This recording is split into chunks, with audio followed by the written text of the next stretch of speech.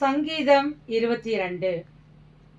அகிலேத் ஷகார் என்னும் ராகத்திலே பாடி ராகத் தலைவனுக்கு ஒப்புவிக்கப்பட்ட தாவீதின் சங்கீதம். என் தேவனே, என் தேவனே, ஏன் என்னை கைவிட்டீர்? எனக்கு உதவி செய்யாமலும் நான் கதறி சொல்லும் வார்த்தைகளை கேளாமலும் ஏன் தூரமாயிருக்கிறீர்? என் தேவன், நான் பகலிலே கூப்பிடுகிறேன், உத்தரவு கொடீர். இரவிலே கூப்பிடுகிறேன், எனக்கு அமைதல் இல்லை.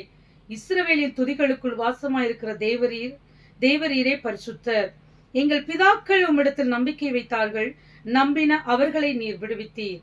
உம்மை நோக்கி கூப்பிட்டு தப்பினார்கள், உம்மை நம்பி வெட்கப்பட்டு போகாதிருந்தார்கள். நானோ ஒரு புழு, மனுஷன் அல்ல, மனுஷரால் நிந்திக்கப்பட்டும் ஜனங்களால் அவமதிக்கப்பட்டும் இருக்கிறேன். என்னை பார்க்கிறவர்கள் எல்லாரும் என்னை பரியாசம் பண்ணி உதட்டை பிதுக்கி தலையை துலுக்கி, கர்த்தர் மேல் நம்பிக்கையாயிருந்தானே, அவர் இவனை விடுவிக்கட்டும், இவன் மேல் பிரியமாயிருக்கிறாரே, இப்பொழுது இவனை மீட்டு விடட்டும் என்கிறார்கள். நீரே என்னை கற்பத்திலிருந்து எடுத்தவர், என் தாயின் முளைப்பாலை நான் உண்ணுகையில் என்னை உம்முடைய பேரில் நம்பிக்கையாயிருக்க பண்ணினீர். கற்பத்திலிருந்து வெளிப்பட்ட போதே உமது சார்பில் விழுந்தேன்.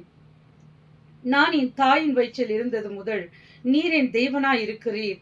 என்னை விட்டு தூரமாகாதையும். ஆபத்து கிட்டி இருக்கிறது, சகாயரும் இல்லை. அநேகம் காளைகள் என்னை சூழ்ந்திருக்கிறது. பாசான் தேசத்து பலத்த எருதுகள் என்னை வளைந்து கொண்டது. பீறி கெர்ச்சிக்கிற சிங்கத்தை போல் என் மேல் தங்கள் வாயை திறக்கிறார்கள். தண்ணீரை போல ஊற்றுண்டேன், என் எலும்புகள் எல்லாம் கட்டுவிட்டது. என் இருதயம் மெழுகு போலாகி என் குடல்களின் நடுவே உருகிற்று. என் பலன் ஓட்டை போல் காய்ந்தது, என் நாவு மேல் வாயோட ஒட்டி கொண்டது. என்னை மரண தூளிலே போடுகிறீர். நாய்கள் என்னை சூழ்ந்திருக்கிறது, பொல்லாதவர்களின் கூட்டம் என்னை வளைந்து கொண்டது. என் கைகளையும் என் கால்களையும் உருவ குத்தினார்கள். என் எலும்புகளை எல்லாம் நான் எண்ணலாம். அவர்கள் என்னை நோக்கி பார்த்து கொண்டிருக்கிறார்கள். என் வஸ்திரங்களை தங்களுக்குள்ளே பங்கிட்டு என் உடையின் பேரில் சீட்டு போடுகிறார்கள். ஆனாலும் கர்த்தாவே, நீர் எனக்கு தூரமாக எதையும், என் பலனே எனக்கு சகாய பண்ண தீவிரித்துக் கொள்ளும். என் ஆத்துமாவை பட்டயத்திற்கும் எனக்கு அருமையானதை நாய்களின் துஷ்டத்தனத்திற்கும் தப்புவியும். என்னை சிங்கத்தின் வாயிலிருந்து ரட்சியும். நான் காண்டாமிருகத்தின் கொம்புகளில் இருக்கும் போது எனக்கு செவி கொடுத்தருளினீர். உம்முடைய நாமத்தை என் சகோதரருக்கு அறிவித்து சபை நடுவில் உம்மை துதிப்பேன். கர்த்தருக்கு பயப்படுகிறவர்களே, அவரை துதியுங்கள். யாக்கோபின் சந்ததியாரே, நீங்கள் எல்லாரும் அவரை கனம் பண்ணுங்கள். இஸ்ரவேலின் வம்சத்தாரே, நீங்கள் எல்லாரும் அவர் பேரில் பயபக்தியாயிருங்கள்.